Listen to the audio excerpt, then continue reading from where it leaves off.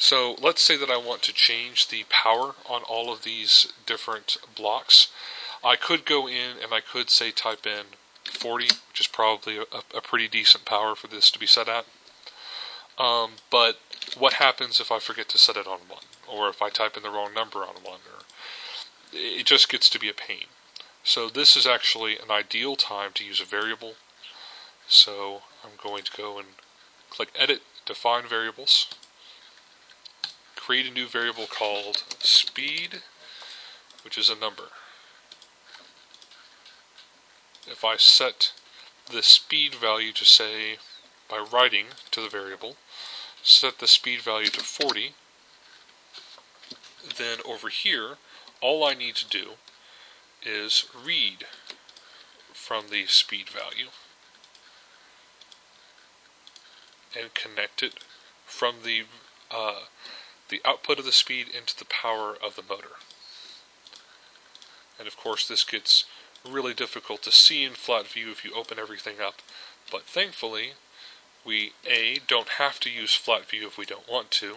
I'm just doing that for the sake of this video.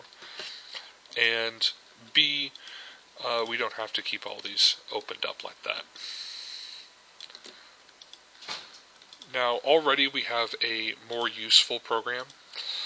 This program right here is a variable. This can be turned into a my block quite easily.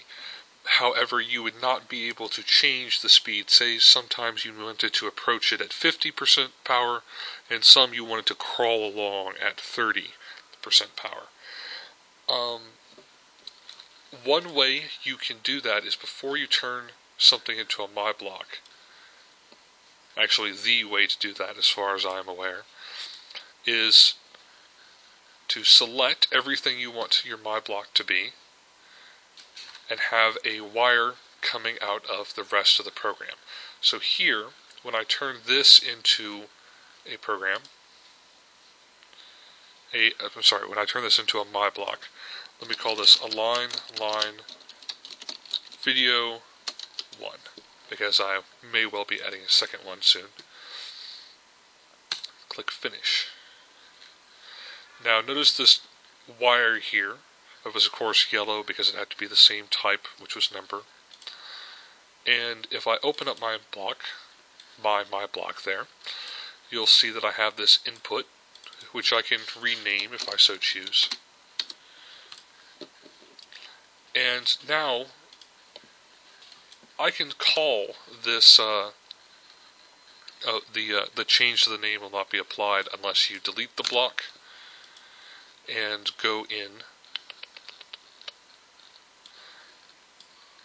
and replace the block, the my block. So now let's say I set the speed to 35.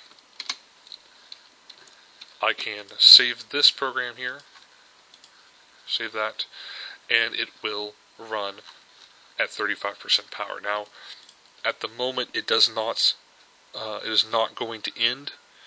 However, we can change that. I can set it to time. Yet, can I really control the time? No, I can't. It gives me no options to put a wire leading into it. What I can do is I can do logic. Now let us assume, just for a moment, that we had a variable called duration, which was a number that tells us how long this is going to go for. So duration, right, let's say 5 seconds. Over here, I can read from duration, and I can check to see if duration is less than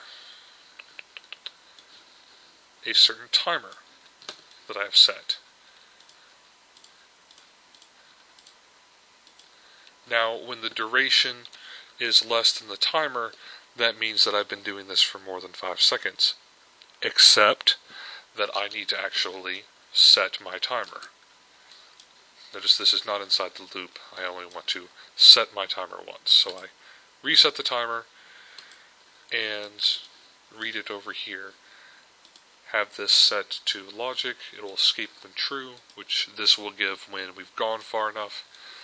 And now we're almost done. Except this is not really this still is not as good of a my block as it could be, because it only has one numerical control, one thing that can be controlled: speed. Why can't I control the duration as well? Well, I could. I very easily could. All I need to do... Oops, that looks kind of weird.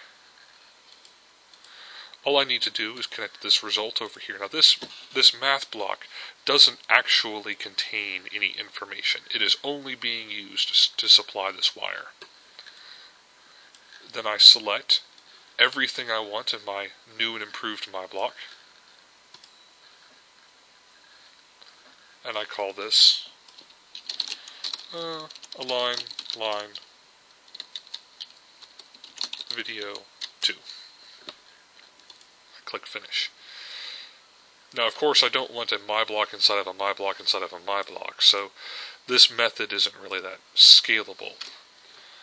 Back here, you should probably delete that one and replace it with alignLine video 2, which I can change value and value 1. Of course, what is value and value 1? You don't really have a good clue, so you can go in and change value 1 to speed and value to duration. Click save. Go over here. And of course it has to be deleted and replaced before the changes will take place. And now you'll see I can tell it to go at 35% power for 5 seconds. Except if you try this, I'm pretty sure it's not going to work, because I'm pretty sure that the timer over here returns stuff in milliseconds, which means that instead of 5 for 5 seconds, which is actually way longer than you'll need, by the way, you would want to say 5,000. This can be dropped into one of your programs and does a fairly good job of aligning your robot perpendicular to one of those lines, but there's still two major flaws with it. The first is that your robot is going to keep moving at the same speed no matter what. So even if it thinks that it has a fairly good match with being perpendicular to the line, it's not going to slow down and try and be more accurate. Also, you don't really have an easily configurable threshold here for your light sensor between white or black. Going in and changing these values manually is basically unacceptable as far as I'm concerned, especially when you get to competition. So you're going to want some way where you can just automatically know what the correct threshold is, so that you can account for, say, the big blue sections of the board that the light sensors are going to read as a fairly dark color, much darker than white, and be able to actually distinguish with just a normal light sensor, not a color sensor, the difference between blue and black. Those are changes I'm going to make in another video.